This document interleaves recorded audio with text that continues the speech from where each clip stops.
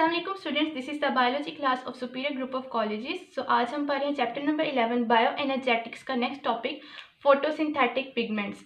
यानी कि फोटोसिंथेसिस को हमने कहा था कि synthesis of food by using light, कि लाइट को यूज़ करके फूड को बनाना। अब लाइट को यूज़ करने के लिए सबसे पहले लाइट को एब्जॉर्ब करना पड़ेगा प्लांट्स को। तो जो चीज़ें लाइट को एब्जॉर्ब करती हैं उनको हम क्या कहते हैं, पिगमेंट। मेजर जो है उसमें क्लोरोफिल है जो कि विजिबल लाइट को ज़्यादातर एब्जॉर्ब करता है। विजिबल लाइट क्या होती है बच्चे? लाइट वो जो आप अपनी ह्यूमन आई से, नेकेड आई से देख सकते हो, वो विजिबल लाइट है। ज़्यादातर वो आपको वाइट कलर की दिखती है, ऐसे ही है। अब विजिबल लाइट में डिफरेंट वेवलेंथ के कलर्स होते हैं।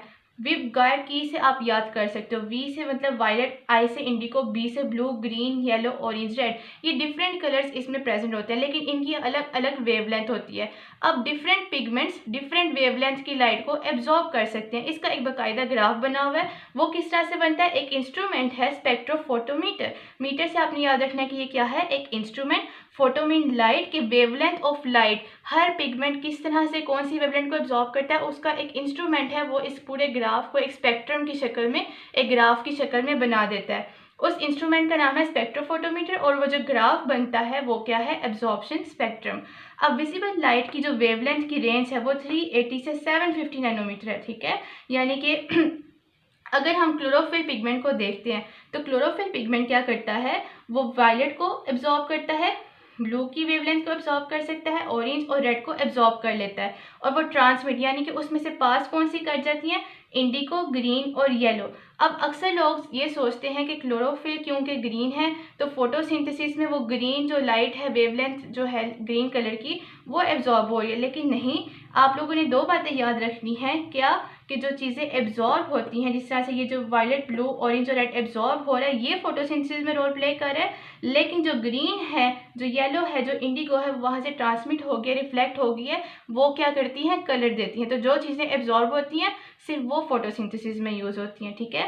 उसके बाद कुछ एसेसरी पिगमेंट, एसेसरी कहते हैं अजाफी, जिस तरह से जो चीज़ें अजाफी होती हैं जो उस चीज़ को हेल्प करती हैं ज़्यादा अच्छी तरीके से काम करने में। तो और भी कुछ पिगमेंट हैं, रेड और ऑरेंज कैरोटीनाइड्स, और येलो और ऑरेंज ज़ैंथोफिल। ये वो कलर हैं जो कि क्लोरोफिल अच्छे से एब्जॉर्ब नहीं कर सकता, तो वो ये एसेसरी पिगमेंट उसकी हेल्प करती हैं, ठीक है। तो ये एब्जॉर्प्शन की जो स्पेक्ट्रम है उसको ज़्यादा कर देते हैं। अगर हम क्लोरोफिल को देखें तो इसमें डिफरेंट टाइप्स हैं, ए बी सी डी जो है वो यूकैरियोट्स में है, और प्रोकैरियोट के क्लोरोफिल को हम बैक्टीरियो क्लोरोफिल कहते हैं। अगर हम इसके स्ट्रक्चर की बात करें तो इसका हाइड्रोफिलिक हेड होता है और हाइड्रोफोबिक टेल होती है। फिलिक का मतलब है वाटर लविंग, ठीक है। हाइड्रो मतलब वाटर, फिलिक मतलब लविंग, और हाइड्रोफोबिक मतलब वाटर फेयरिंग। अगर हम हेड के स्ट्रक्चर को देखें, ये स्ट्रक्चर है हेड का, ये बहुत इंपॉर्टेंट है, आपने बनाना है। तो हाइड्रोफिलिक हेड फ्लैट होता है, ठीक है, स्केयर फॉर्म में होता है, और लाइट एब्जॉर्ब कहाँ पे होती है, इसके हेड के ऊपर। अच्छा जी, ये जो रिंग बनी है इसका नाम क्या है, पोरीफायरिन रिंग। जो बातें यहाँ पे याद करने वाली हैं, इंपॉर्टेंट है, वो ये है कि ये जो पायरोल रिंग है वो मेड ऑफ 4 पायरोल रिंग्स, ठीक है। जो पोरीफायरिन रिंग है मेजर, ये 4 पायरोल रिंग से बनी है। ये जो यहाँ पे आपको 4 दिख रही है ना, ये इन रिंग से बनी है। सेंटर में कौन सा मॉलिक्यूल है, कौन सा आइटम है, सॉरी, मैग्नीशियम का, और वो 4 नाइट्रोजन के साथ अटैच है। तो ये सेंटर वाली चीज़ बहुत इंपॉर्टेंट है, इसको आपने अच्छे से करना है। दूसरी चीज़ क्या है, यहाँ तक इसका हेड है। देन है हाइड्रोफोबिक टेल। टेल जो है वो लॉन्ग है, ठीक है, कार्बन 1 से लेके 20 तक, 20 जो है इसमें कार्बन लगी है, कार्बन हाइड्रोजन चेन है, ठीक है। ये पाइटोल टेल इसका नाम है, और ये कहाँ से अटैच है, one end of pyrrole ring के हेड की पायरोल रिंग से यहाँ से ये अटैच होती हैं। तो ये स्ट्रक्चर है क्लोरोफिल का। कुछ डिफरेंसेस हैं क्लोरोफिल ए और बी के। सबसे पहला उसके फंक्शनल ग्रुप की बेस पे, इसके अंदर मिथाइल ग्रुप होता है और इसके अंदर CHO ग्रुप होता है। मोलेक्युलर फार्मूला में डिफरेंस क्या है, क्लोरोफिल ए के अगर आप देखो तो कार्बन दोनों के सेम है, नाइट्रोजन और मैग्नीशियम भी सेम है, लेकिन फ़र्क कहाँ पे आता है, हाइड्रोजन और ऑक्सीजन में। क्लोरोफिल ए में 77 है और बी में कितने हैं, 70। ऑक्सीजन क्लोरोफिल ए में कितने हैं, 5, और बी में कितने हैं, 6। तो ये जस्ट 2 जगह पे डिफरेंस आता है हाइड्रोजन और ऑक्सीजन की बेस पे। कलर जो है क्लोरोफिल ए का ब्लू ग्रीन है। वैसे तो क्लोरोफिल का कलर ग्रीन ही होता है, लेकिन कुछ बीच में कह लो शेड तरह से आ जाती है, तो वो क्या है, क्लोरोफिल ए में ब्लूइश ग्रीन और क्लोरोफिल बी में येलोइश ग्रीन। एब्जॉर्प्शन स्पेक्ट्रा जो होता है वो ये पिगमेंट्स क्लोरोफिल ए और बी के हैं उसको इंक्रीज कर देते हैं। अब अगर हम पर्टिकुलरली क्लोरोफिल ए की बात करें तो वो डायरेक्टली इन्वॉल्व होते हैं फोटोसिंथेसिस में, ज़्यादा पाए जाते हैं, प्रोकैरियोट में भी होते हैं, यूकैरियोट में भी होते हैं। और इसके अंदर क्लोरोफिल ए में भी डिफरेंट टाइप्स होती हैं जो कि रेड एब्जॉर्बिंग पीक्स बनाती हैं, ठीक है। 670 से 780 नैनोमीटर तक जितनी भी रेड की वेवलेंथ की लाइट आती है वो इसको एब्जॉर्ब करती हैं। देन लास्ट में कैरोटिनाइड्स, ये भी एसेसरी पिगमेंट है, ठीक है। ये येलो, रेड और ऑरेंज को जो है रिफ्लेक्ट कर देते हैं, तो इसलिए इनका कलर क्या होता है, येलो, रेड और ऑरेंज। और जो एब्जॉर्ब करते हैं, जो फोटोसिंथेसिस में इन्वॉल्व होते हैं, वो कौन सी रेंज है, ब्लू और वायलेट कलर है, ठीक है।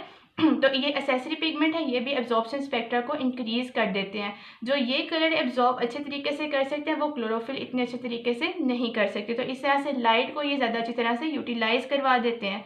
डिफरेंट फ्रॉम क्लोरोफिल है कैरोटिनाइड्स। अच्छा, एक ऑर्डर होता है लाइट के पास होने का, सबसे पहले कैरोटिनाइड के पास आती है, फिर क्लोरोफिल बी के पास और फिर क्लोरोफिल ए के पास, ठीक है।